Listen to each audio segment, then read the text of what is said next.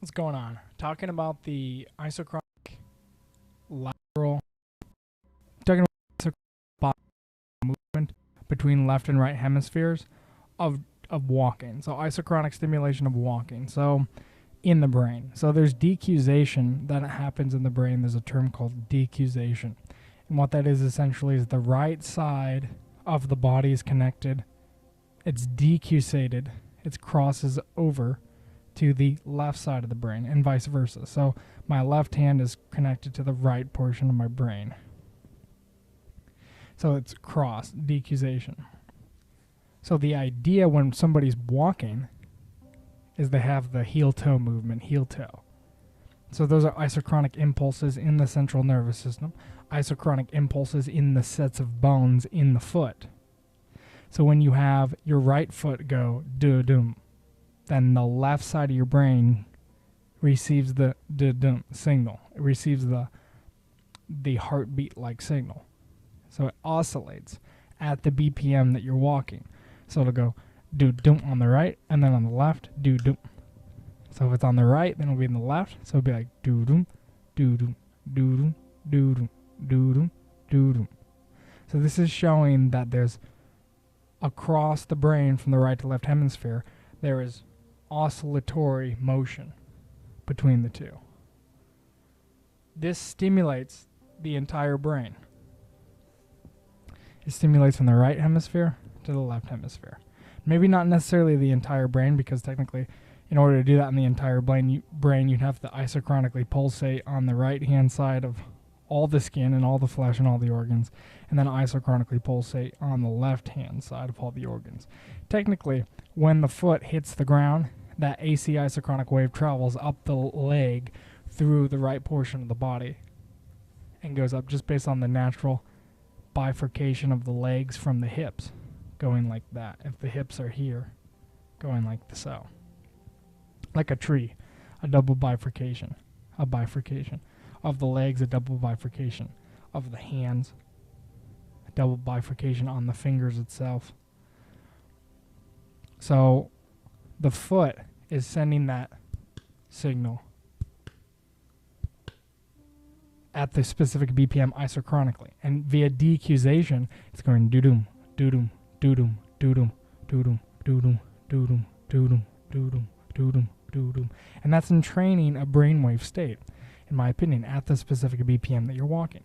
And obviously the brainwave state is related to blood flow and how much air you're intaking and how you're isochronically impulsing your air in and exhaling out. That's a natural phenomenon. So yeah, that's what I wanted to mention. And then also additionally I wanted to mention Celtic sea salt and how this has like many trace minerals in it. About 80 some trace minerals. And just how this has incredible amounts of minerals in it, and how minerals are for healing, because your body needs it to heal. Your body needs this. Celtic sea salt has 3 types of magnesium that help water absorb into the cell, and they have all the trace minerals and stuff that bind with calcium and vitamin D to go and enter into the cell. So Celtic sea salt is we are the salt of the earth, literally and spiritually. You need salt to heal your body. You need the minerals to heal your body. Bathing in rivers, bathing in oceans, bathing in lakes, bathing in clean water with plenty of minerals is also going to give you some of that mineral intake, because your pores technically open up and you absorb a portion of that water. Your skin is protected from all the bacteria and stuff because it's a closed circuit. Yet you're partially hydrated just by diving in water or being in water. The healing properties of that is to bathe in water and then experience infrared radiation, because that infrared radiation will penetrate into the water that's sitting on the surface of the body.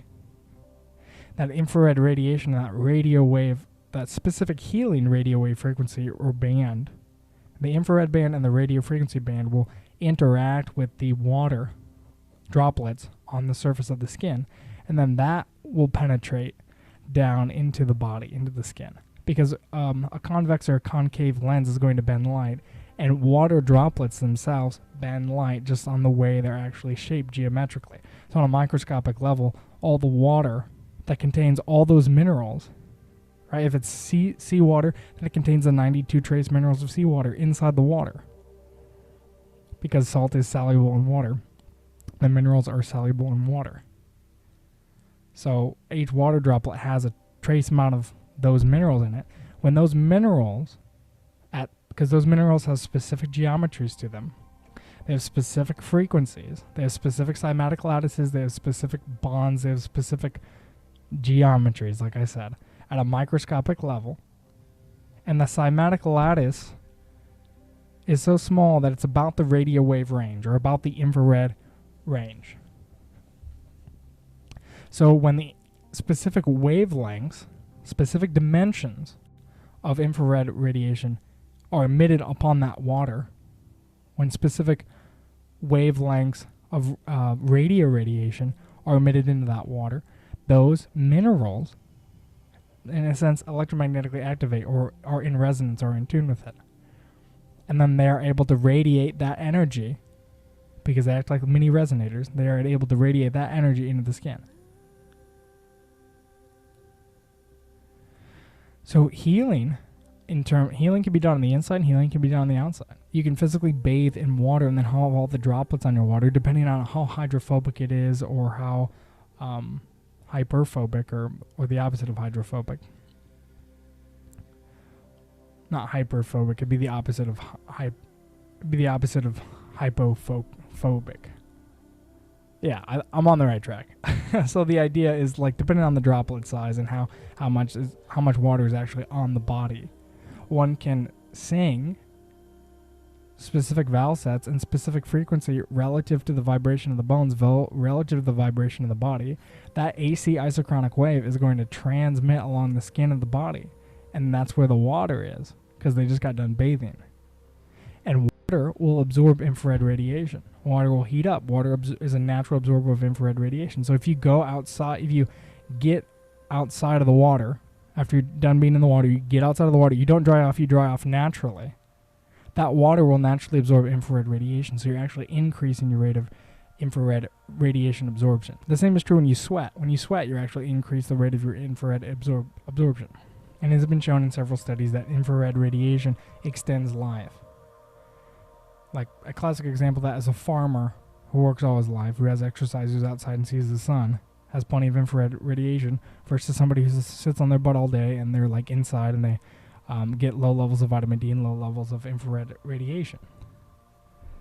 So the reality is, but the point of the matter is for healing, one can sing specific frequencies, and those frequencies will actually, via overtones, channel in the specific radio wave and channel in the specific infrared wave with the specific wavelength, several octaves above it.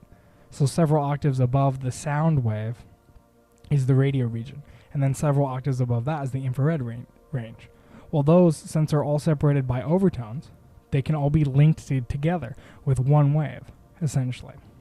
And if one is standing on the ground barefooted, then their healing comes from the Schumann, essentially, from that low, ultra low frequency cymatic wave of the Schumann that's AC in nature and isochronic in nature, as the 7.83 hertz, or around 8 hertz of the Schumann, is actually caused by lightning strikes.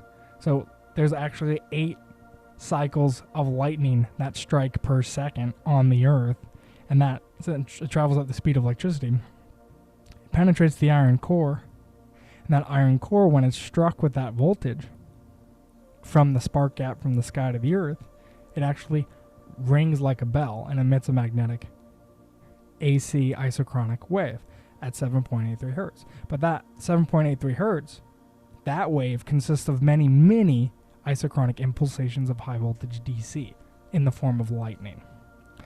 So that is also something to consider in terms of healing. High voltage, anytime you have a spark gap and you have a high voltage spark that flies through the air and radiates out into the world. So if I have a spark gap and let's say there's a spark on my finger, or I have shuffled my feet on carpet and I spark something like a door handle or something like that. When it sparks, it's sending an an isochronic DC pulsed wave of energy into the medium, that being the door handle. Now, if the door handle is made of iron, okay, when that spark gap crosses under that iron, depending on the geometry of the iron, let's say the geometry of the iron is a toroid, if I were to spark that with electricity temporarily, it would form a magnetic field just based on the ferromagnetic properties of the toroidal iron that's being shocked. So extrapolate this to a big room, and everybody's in the room, and let's say there's a big Tesla coil, and that Tesla coil fires at a rate of the Schumann, or maybe even a modulated version of the Schumann. Let's say it fires at 10 cycles per second. Okay. And it's a big, big spark gap. And that spark gap is the floor. And let's say the floor is made of iron. So every time that spark from the Tesla coil crosses the gap from the spark gap and penetrates into the iron, every time it does that at 10 cycles per second, that iron is going to emit an AC magnetic wave, assuming the whole floor is iron or made of steel or something that is ferromagnetic in nature, or even diamagnetic. It could be made of copper, something that is conductive and diamagnetic or magnetic or ferromagnetic. Man can stand on that. Now imagine men barefoot standing on that. Okay? That's the equivalent of standing on the earth in some sense. Obviously, there would be a higher magnetic wave because we're technically not standing on the core of the earth. We're standing on the diamagnetic clay that rests above the core of the earth. Okay, so the wave would be amplified, but the concept is the same. You have your artificial lightning from the Tesla coil, and that sparks into the plate of iron or into the floor of the iron, no matter how thick, whatever it is. Whatever geometry it is, it's the floor. Okay, then the diamagnetic body is grounded to that surface. So you're barefoot. Imagine being barefoot, several people being barefoot on that plate. Okay, that's continually receiving that. That means their diamagnetic flash, because the flash is diamagnetic, their clay body is going to experience that wave, that magnetic wave. And their brain will attune to that frequency. The same thing happens when you ground on the earth. And technically, you can even wear shoes in the ground on the earth. Just it's more enhanced. I'm trying to open up, expand the mind to completely comprehend the reality of how healing works, of how manifestation works, specifically in healing. So you have the Schumann going. You have that rate of Schumann going. Okay, so that travels along the surface of the skin. Now zoom in on the skin. There's a cymatic lattice on the skin. It's not necessarily all hexagonal. It's sort of asymmetric in nature, yet it's, I would say, like that geometry and then maybe that geometry in different locations of the hexagonal, semi-hexagonal lattice or semi-rectangular lattice of the body. So you think in terms of healing, like how do you actually heal tissue? How do you heal wounds together? Well, that's an electric process.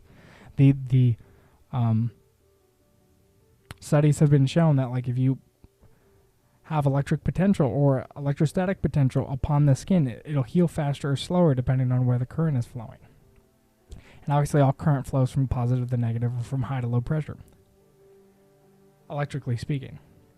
So you have that isochronic Schumann moving continually along the high voltage isochronic Schumann flowing across the body. Okay, then on top of that you have infrared radiation coming out from the skin.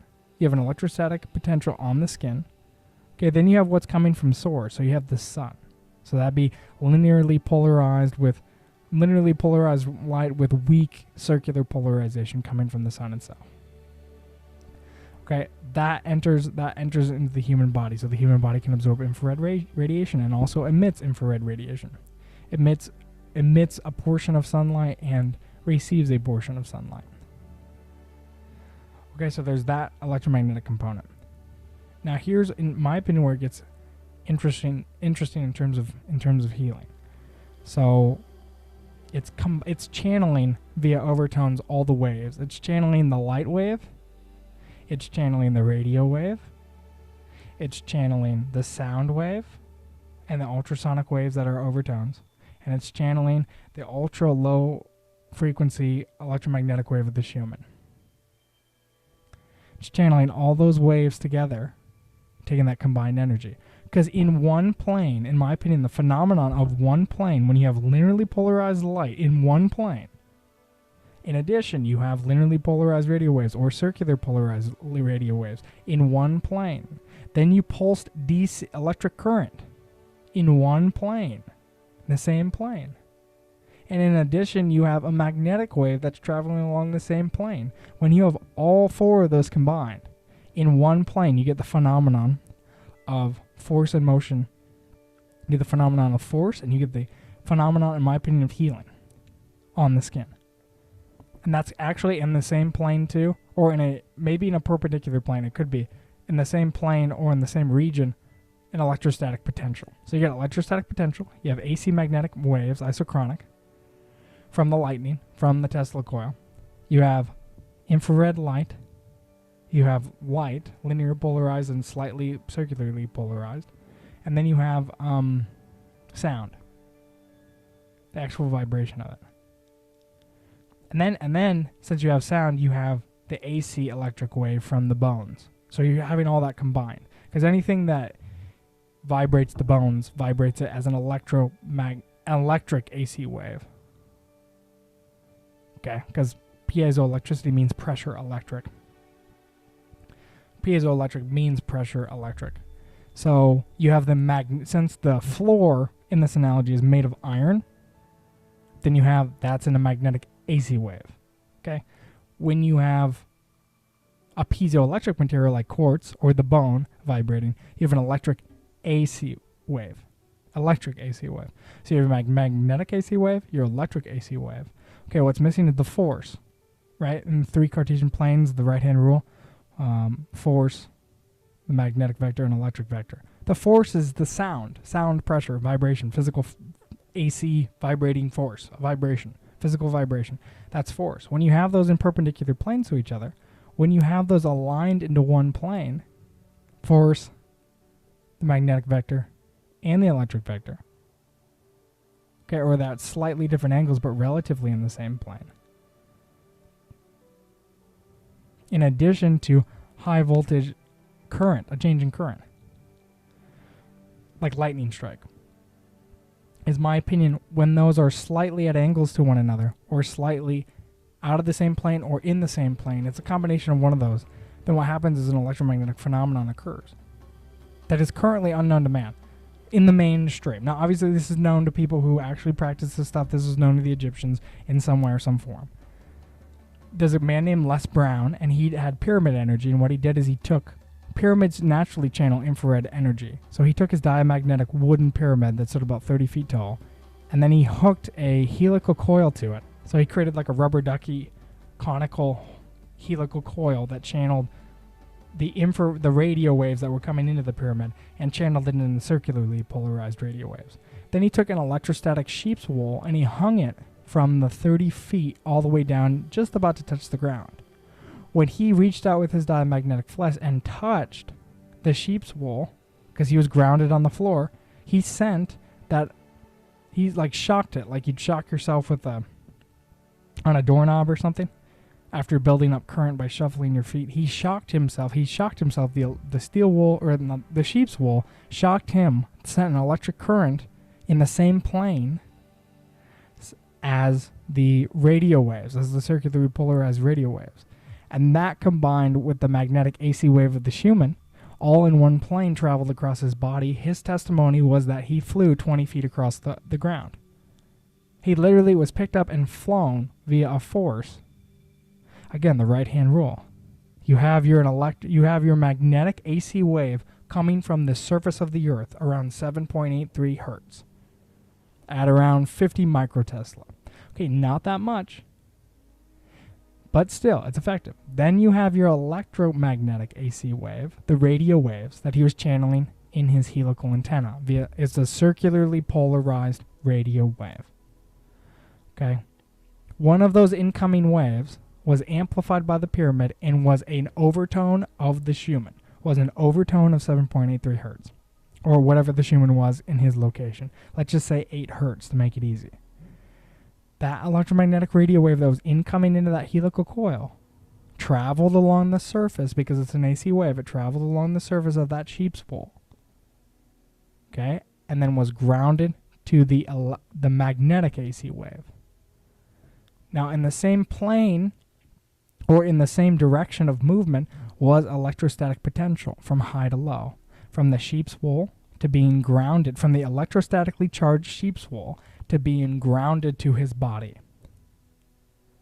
That's an electric current. That's like similar to lightning. That's an isochronic DC pulsation of electricity from high to low. So that movement of electricity was in the same direction of movement as the circularly polarized radio waves, and also in the same direction of movement as the AC magnetic Schumann. When those three forces were combined around his body, through his body, he experienced a force that threw him 20 feet across the ground. And I think he believes, he testifies, he weighs about 170 pounds or 180 pounds. That's a lot of force. Now, obviously, we're talking about around 50 microtesla at the surface.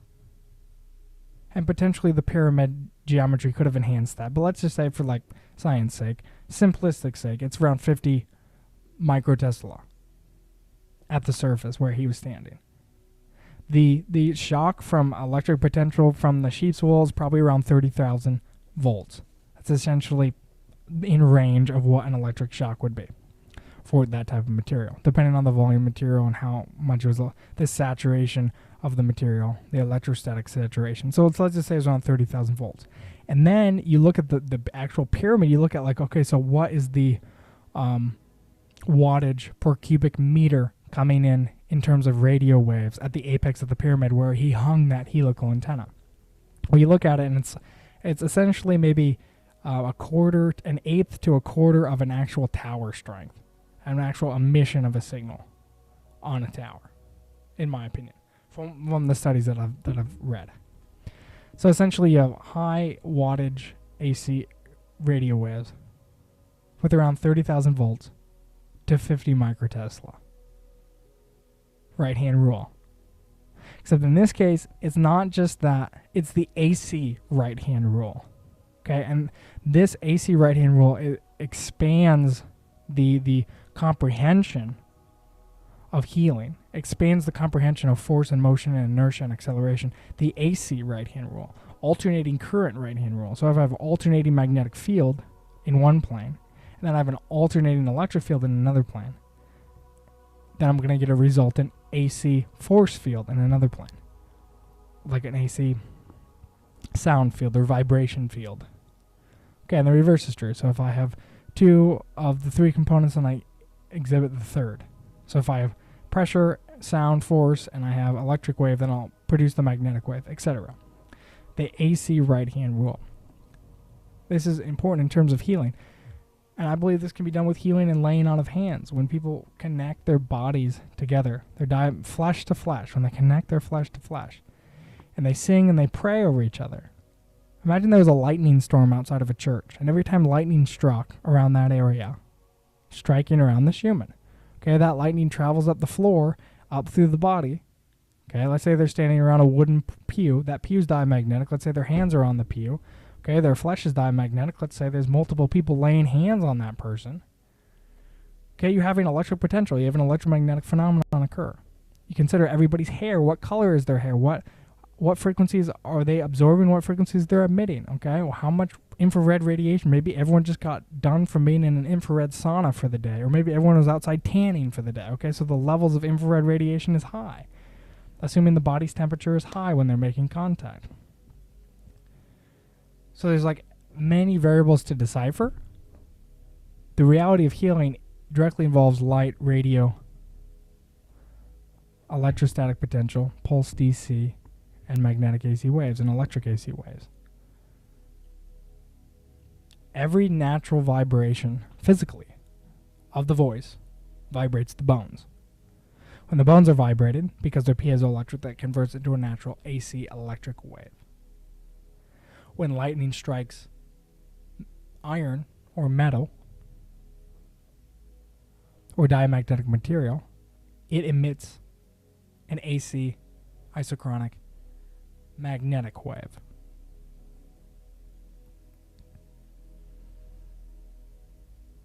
In my opinion, same is true for the brain. So the brain, in terms of magnetite, in terms of reverse engineering how the brain operates, when an electric lightning strike from a synapse, a very, very small scale, when that lightning strike, I know there's obviously chemical synapses and there's electrical synapses. Just for simplicity's sake, when there's an electric synapse that occurs within the brain, that micro voltage pulsed isochronic DC goes out into the magnetite of the brain. Okay. And that when it goes out into the magnetite of the brain, then it converts into an AC magnetic wave. When it goes further out into the brain and hits the skull, that electromagnetic wave hits the piezoelectric skull, then it turns into an AC electric wave. Okay, and then thinking about nature, imagining all the trees, just imagine like a set of trees, or go out and look at trees. Look at the natural double bifurcation of them. They're like axons. They're like dendrites. Okay, you have the diamagnetic earth on the bottom, then you have diamagnetic trees that are double bifurcated and branched out. Those trees are in the presence of an electrostatic potential from ionosphere to surface of the earth. Okay? And just like the brain has a enclosure, just like the brain has a cavity, this earth has a cavity. Okay? There's firmament above where the data is sent to the firmament and back down. It reverberates within the cavity itself. Just like when electromagnetic data is spewed out from the trees of the brain, they go up into the skull. Just like data sent through the earth into trees goes up into the firmament and back down. And yes, the firmament's made of, it has magnetite in it and iron in it and quartz in it, similar to the brain's function. It's like fractalized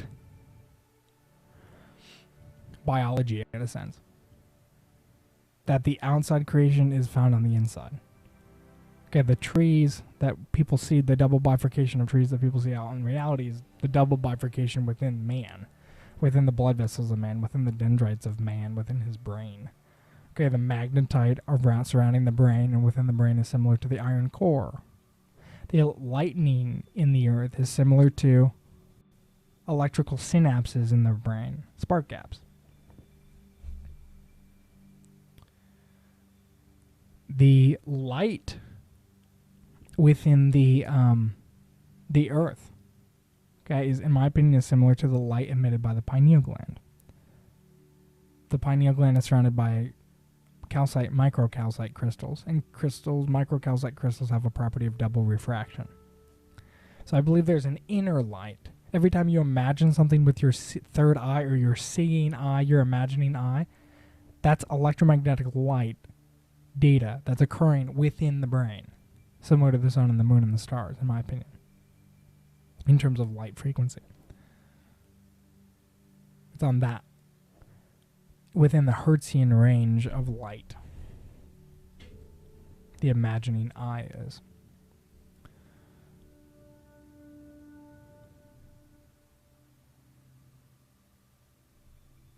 Yeah, so hopefully somebody learned something.